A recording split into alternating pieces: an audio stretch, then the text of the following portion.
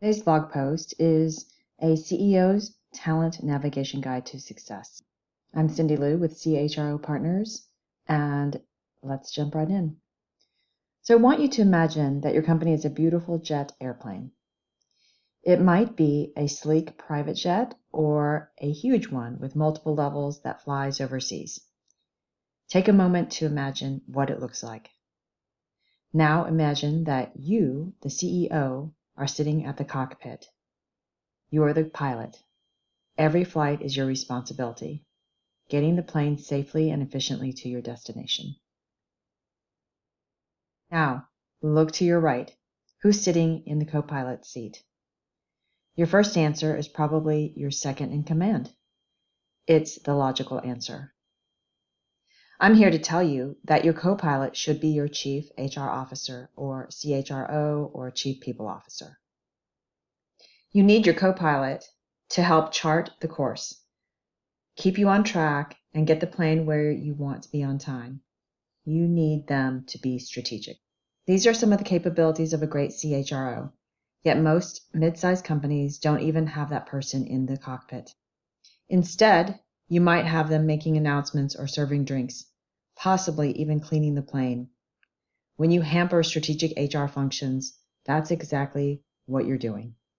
Yes, those tactical responsibilities of HR do need to happen, but many of them can be and likely should be outsourced or delegated. Today, I want to show you what an empowered strategic CHRO can do for your company. But before we do this, I want you to imagine your child, your niece, nephew, or any other young or mid-career person you know who might be struggling at a company. What you might not realize in your position as CEO is what it feels like working at a company that doesn't have a strategic HR function empowered by the CEO. I can tell you what these employees are saying. They're saying, I'm frustrated because I don't know what is next for me in my career. There really aren't opportunities to grow my skills. I know my leader cares, but their hands are tied, and even they don't know what's next for me. I'm not set up for success. The job is impossible. Or my peer with the same job makes $20,000 more than me. They might be saying, I'm planning on calling this headhunter back because no one at this company is watching out for my career. This in part explains the great resignation that's been happening, which I'll talk about in a bit. First, let's do a quiz. How many of you think HR is about compliance? That HR is about employee events and party planning? Or HR is about personnel issues? Or that HR mainly deals with payroll? If you agreed with any of those items, congratulations, you're correct. You've listed the tactical aspects of HR that maintain the basic functions of your company.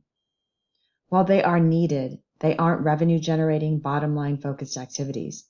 The focus needs to be shifted to higher value people strategies if you want to see success and growth. What I haven't listed, and what you may be unaware of, are the strategic growth levers an HR department run by an empowered CHRO has. Here are just 3 of them. 1. Talent management systems and structures that create frictionless employee experiences. These reduce turnover and turn all your employees into company cheerleaders and recruiters for your organization. 2. Talent acquisition SWAT teams. That's SWAT. SWAT teams that have resources to move from sort of the post and pray recruiting approach, meaning most recruiters only have time to place an ad for a job and pray that top talent applies, versus a sales-like process of proactively reaching out to find the talent you need. And 3, board and C-suite education about talent, risk, and options to mitigate talent risk. So you might ask, how did I become so passionate about strategic HR when I've actually never worked specifically in HR? Years ago, I was the CEO of an angel-backed, fast-growth professional services firm. At first, we enjoyed the notoriety of being a startup. We had the amazing culture out of the gate. But a few years into the business, we struggled with quite a bit of turnover, 50% to be precise. As a consulting firm, the turnover killed our gross margins, and the board was not happy. Now, the board I was talking about was my governance board. I also had a board of advisors that I put together to help me and my team with these strategic initiatives. And after consulting with my board of advisors, which included some CHROs, their expertise helped our team determine the root cause of the turnover. In our exit interview data, they found that the staff felt that they didn't really have a career path at our firm, even though they loved working there.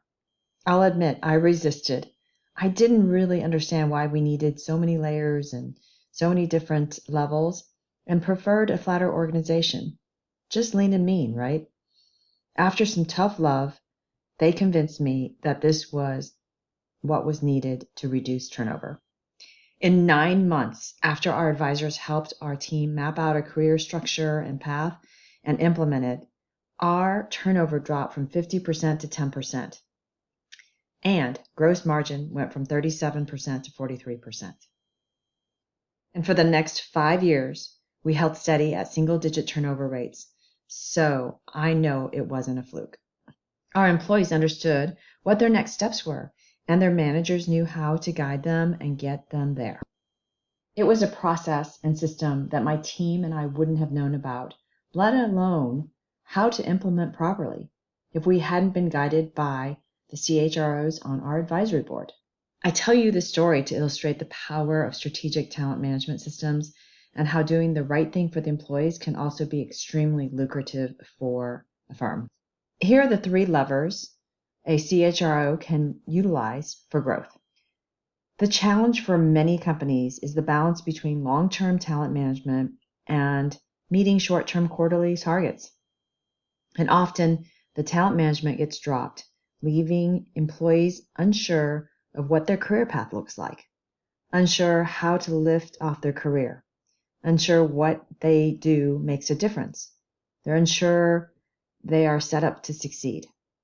Unfortunately, under-resourced HR functions spend most of their day putting out fires rather than focusing on developing strategic HR programs to drive business growth. So you might be asking, what is talent management? It's the system and structures that help leaders manage, lead, coach, and promote with ease, which creates an employee experience without turbulence. It is career paths, succession planning, learning and development, and the things that have been proven to attract and retain staff. It's your company's biggest differentiator. And sometimes it's very hard to measure ROI for talent management programs in the short run. Focusing solely on talent management ROI and short-term quarterly results stagnates growth long-term. A question you'll want to ask yourself is, how have your talent management programs given your organization a competitive advantage when it comes to retaining and attracting talent and winning new clients? Number 2, the lack of centralized and well-funded talent acquisition functions is like flying into a headwind, resulting in the post and pray approach. Post and pray is simply putting up job descriptions on sites like job boards like Indeed or on LinkedIn. This usually yields the best of the worst candidates, as over 85% plus of the workforce typically isn't actively looking for a job, and so are not looking at job postings. When done well, talent acquisition looks very similar to a well-run sales department. You'd see candidate lead generation, candidate qualification, pursuit, and closing. Without this talent acquisition SWAT team set up with the right workload, your firm will only see the small percentage of candidates who are actively looking for a job. The key is giving the talent acquisition team the right workload and focus on hunting for candidates so that they can have the wind at their back. A question for you to consider: is your talent acquisition function set up with the right resources and talent to build a robust pipeline of external candidates who are ready now? And what are the consequences of not having ready now talent, whether internally or externally, for mission-critical roles? Number 3, the big quit. Almost 40% of the workforce has taken a sabbatical or started their own business, making finding enough talent to grow your business a very real threat. Many firms may not be able to afford a full-time strategic CHRO and the staff to battle this people revolution that we're in. But there are ways to get that guidance without breaking the bank, like adding a CHRO or a Chief People Officer to your board, whether it's your governance board or your advisory board. Hey, it worked for me. Talent-centric CEOs ask themselves, how would an impressive CHRO or two change the board dynamic to drive better business results? In summary, well-designed talent management systems are your firm's biggest differentiator for attracting and retaining top employees, resulting in long-term growth.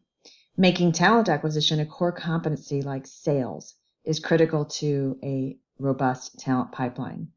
And finally, adding a Chief HR Officer or Chief People Officer or two to your board of advisors or board can be the most impactful move you can make as a CEO for your employees and shareholders.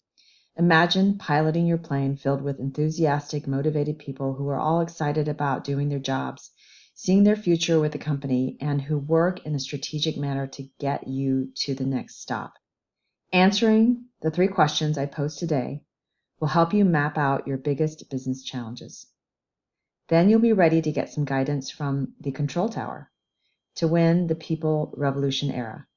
Please go to chropartners.com/fly, F-L-Y, that's chropartners.com/fly to access our CEO Talent Navigation infographic and an opportunity to book a one-time free people strategy call with me, Cindy Lou, to determine which strategic human capital priorities and talent priorities will best fit your organization.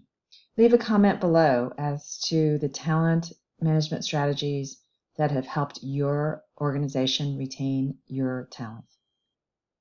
Until next time, this is Cindy Lou with CHRO Partners, and I hope that this information has been valuable to you. We'll see you soon.